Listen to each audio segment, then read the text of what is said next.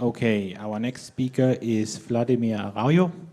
He actually did his PhD in the Calculus project, and he recently finished not too long ago.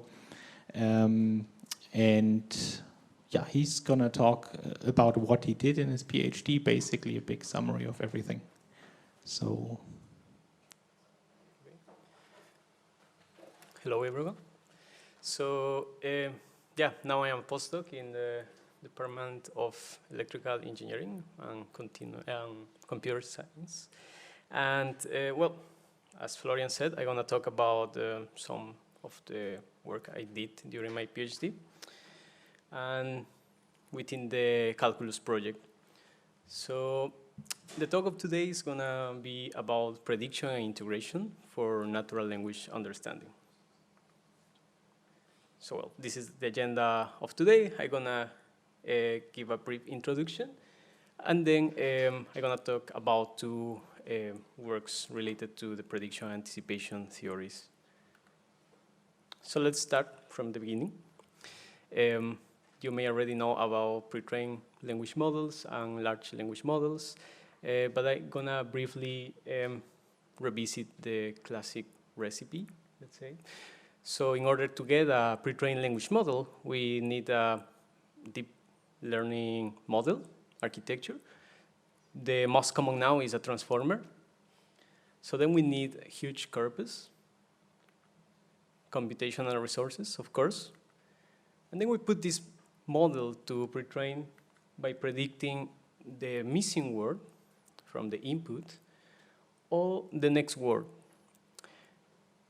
So this is called masked language modeling and causal language modeling. By doing this, we can get the well-known models, BERT and GPT. So by doing this, also we get these models with a lot of knowledge from the corpus and also a strong representational power. So we can fine-tune those models in different kinds of tasks. As a result, we can get human performance in natural language understanding and human performance in natural language generation. Okay. However, these models, specifically pre-trained language models, medium scale, let's say, they have some problems. And during the previous years, it has been demonstrated that these models have some linguistic problems, let's say, or limitations. For instance, little common sense knowledge. These kind of models are weak in pragmatic inference. They are brittle to perturbed inputs. And they have limited representation power when we want to represent sentences or discourse level representations. And this is what I'm gonna talk today. So how we can improve this? Unlike pre-trained language models, we know that we have several kinds of mechanisms that facilitate language comprehension. We can abstract some relevant information from the linguistic incoming information in order to anticipate what is coming next. Also, we can use prior knowledge to have a better understanding of what someone is saying or what we are reading, right? So there are two theories that are trying to explain these mechanisms or abilities that we have. On the one hand, predictive coding, and in the other, the integration theories. So let me speak a little bit about predictive coding. So this theory says that our brain is continuously predicting the future. And in this framework, we have a bidirectional network, something like this, in which we have a bottom-up network that is trying to represent the input at different levels of abstraction. And then we have a bottom-up network, a top-down network, which is trying to reconstruct the signal, trying to predict what is coming next, or trying to reconstruct the input. On the other hand, integration is related to the linkage or embedding of new material in already existing one. So this is very related to memory and memory integration. So we know that in our memory, we have some kind of conceptual knowledge or some information, and we can learn new concepts or new information and kind of mix that also, integrate new information or generate new concepts. So in my research, I focus on how to integrate or how to use ideas from these theories in order to improve language models. So let me go to one of the first works that we did in Calculus, which is how to improve representations of BERT models. So we know, and I already said before, that these models don't generate good enough sentence level representations. And taking inspiration of predictive coding, some research in that field in cognitive science says that predictive coding plays a crucial role in language development. For instance, when we are reading, and let's say that we are reading about a superhero, we know that probably this guy is gonna jump or fly because we read that he is in the roof, for instance. So we are trying to anticipate, or we are trying to predict what is gonna happen next. So by doing this, it has been shown that it leads to effects in sentence and discourse level representation and understanding. So based on this, what we propose is to put these kind of models, BERT-style models, into the predictive coding framework. So this work was presented some years ago in the EMLP conference. So here I have the method. I will introduce to you PredBERT. So we use a BERT model, a pre-trained language model, as a bottom-up network. So in this case, we take a sentence and we are having the representation at each layer. So this is the bottom-up. And then we augmented this model with a top-down network. The idea here is to take some information from those representations and try to, take that information to the lower layers. Why to do that? Because we are gonna perform a task of prediction, in specific, the prediction of the next sentence. But in this case, we are not predicting the text itself, but the latent representation. So here we have, let's see, set, it's the representation, and we are trying to predict set t+1, right? So then, in order to optimize this model and optimize the representations, we use contrastive learning, in which we can generate the actual representation of the next sentence, and then we contrast them. And we contrast them among negative examples. So in that way, the representation is getting better and similar to the actual representation of the sentence. So we put PredBERT to predict the next two future steps or sentences, and we jointly optimize this model with the vanilla masked language modeling objective of BERT model. So by doing this, we found that it's possible to improve sentence level representations. Also, it's possible to improve the representations at the discourse level, but specifically for discourse coherence and relation detection tasks.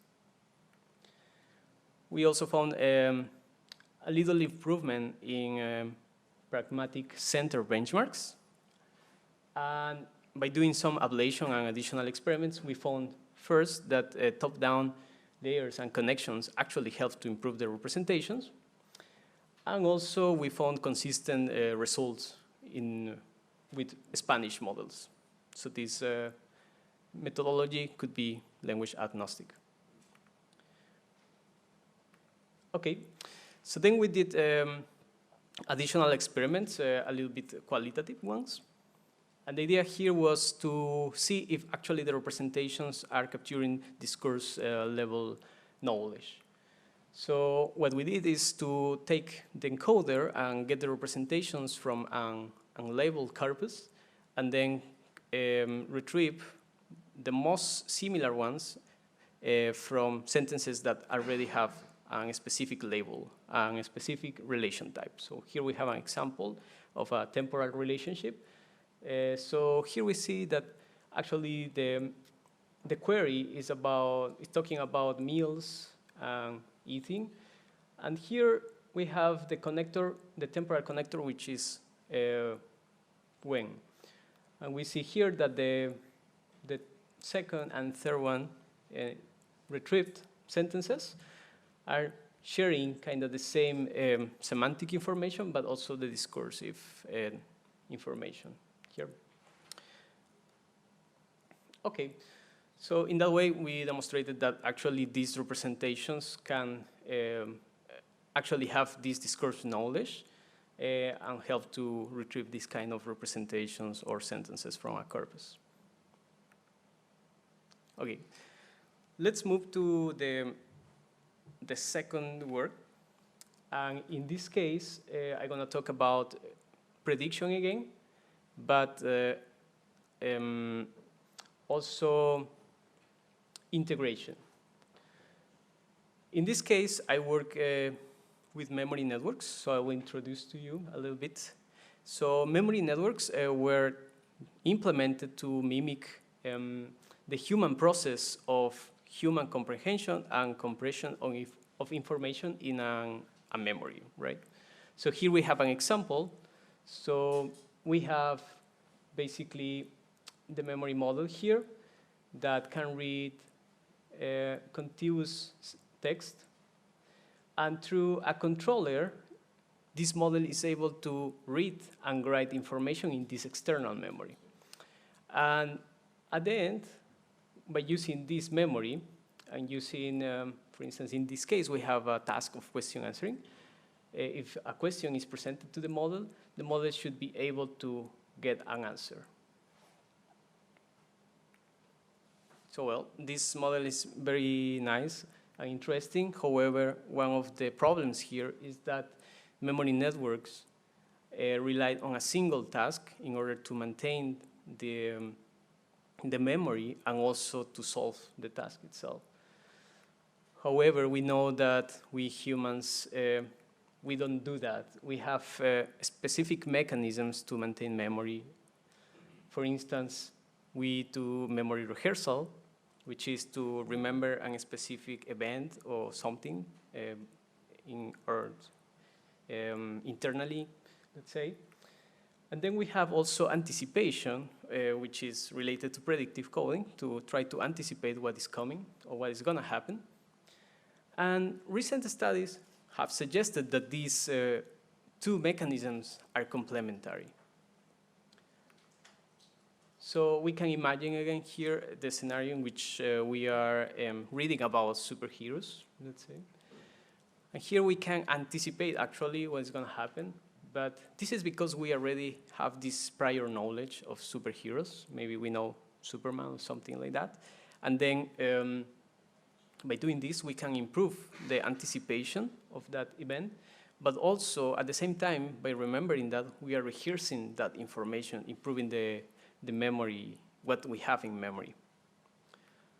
So based on this, we propose to support a memory model with an anticipation and rehearsal mechanism.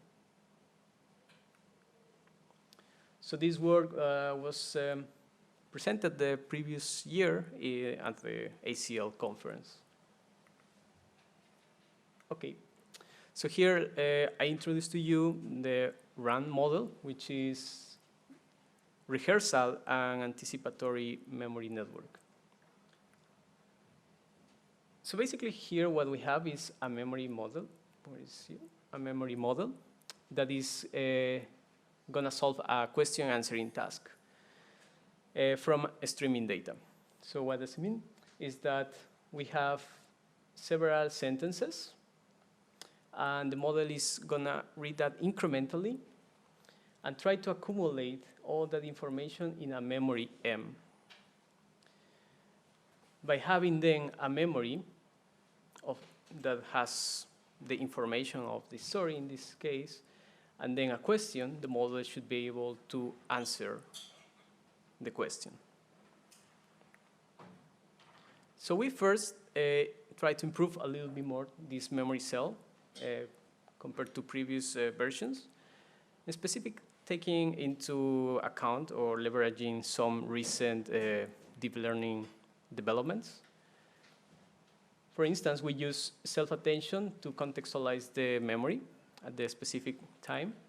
And then we use cross-attention in order to integrate new information in the memory. We use also a gating mechanism in order to allow the model to forget or to decide what to keep in the memory. By doing this, we can get a new version of the model, an updated version. Okay, by knowing this, then we move to actually the rehearsal and anticipation mechanisms. So in this case, we propose to add an additional head to this architecture to perform rehearsal and anticipation as pretext tasks. Inspired by the success of masked language modeling, we try to follow that kind of approach in order to perform these mechanisms. So on the one hand, rehearsal is going to be the prediction of previous elements. So here we have, basically we use a transformer decoder that is taking the memory at the step T, and then we take an element, a sentence, or any kind of information from the previous steps, and then we perform masked language modeling. Anticipation is the prediction of future elements. So here we have the example. We can take the sentence of the next step, T+1, and we perform exactly the same task.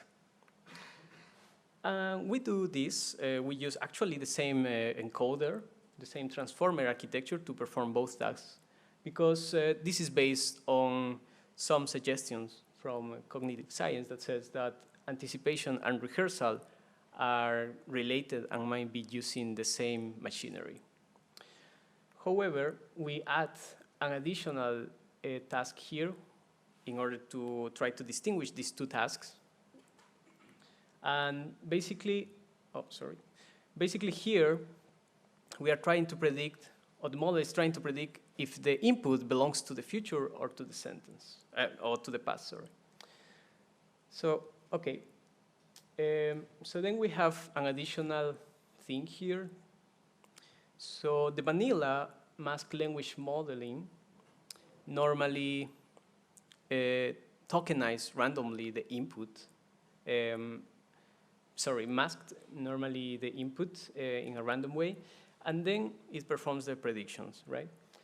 However, we try to do something different here, following a recent finding that says that co-reference information guides memory retrieval and expectations. We decide to actually mask co-reference information, for instance, nouns or pronouns from the input.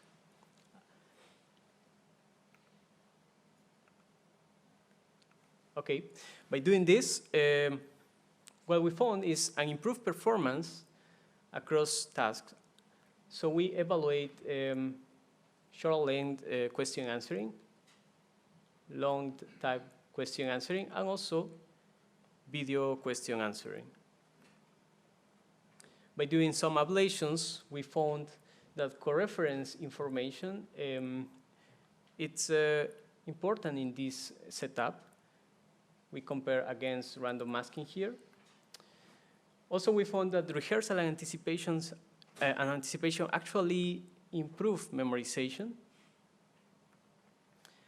And we found also that rehearsal has more impact than anticipation in terms of performance. Well, this was expected, as rehearsal is a task that is more related to memorization, while As I also showed in the previous word, anticipation is more related to the improvement of the representation, the internal representation of the model. We also explore a little bit the memory. So what is the memory capturing? And what we found is that actually the memory is capturing information related to the entities and activities, and also the relation between entities and objects. From the side of the visual experiments, we also found that it behaves quite similar.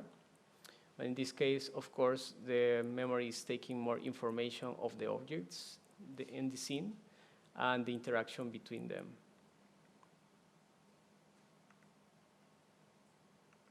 Okay, I want to finish this presentation saying that human inspiration is a way to improve models, and specific language models in this presentation. But in these words, we demonstrated that prediction of future sentences in latent space improve the pre-trained language model representations at the sentence level and discourse level. And also, under this setup of memory networks, prediction and integration are complementary and can improve language modeling. By predicting the future and rehearsing the past elements, it's possible to improve memorization.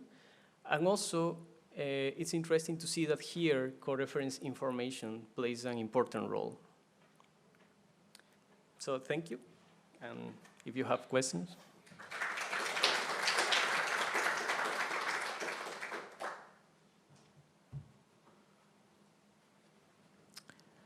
Yeah, so I was wondering, so you showed how to use the idea of predictive coding in sentence representation, basically, how to improve sentence representations with it.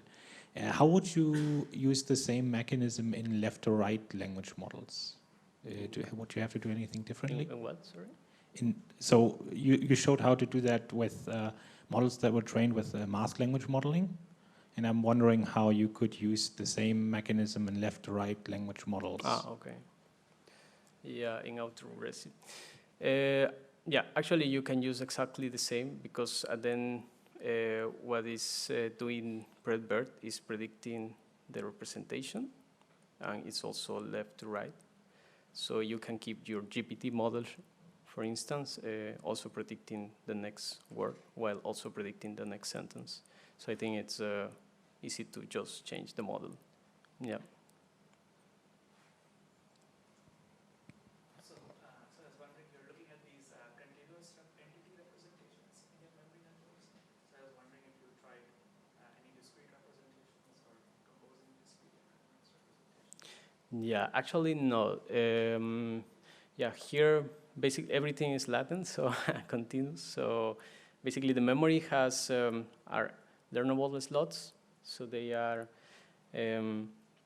We are tuning those parameters also during the process, and basically what the memory is doing is trying to capture information from the input, the important one, and accumulating there. So, but yeah, I have not explored actually discrete. Another question that I have is, do you know how far back in the context does the model have to store these entity representations for prediction purposes? Well, in the narrative QA dataset, that's a long length dataset. Some of the sentences, some of the questions actually need to go very back, but in general, the majority of them, they need just to see the last steps. And we see that the model still fails a little bit going just to the beginning, let's say, of the story. So, yeah, there is not a specific mechanism here to go very far behind, but at least what we found here is that actually the memory is keeping more important information from the previous steps. Mm-hmm.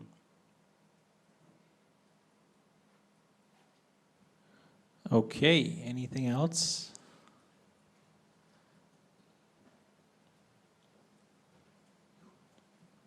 No? Okay, then let's give another round of applause for Vladimir. Thank you very much for this nice talk.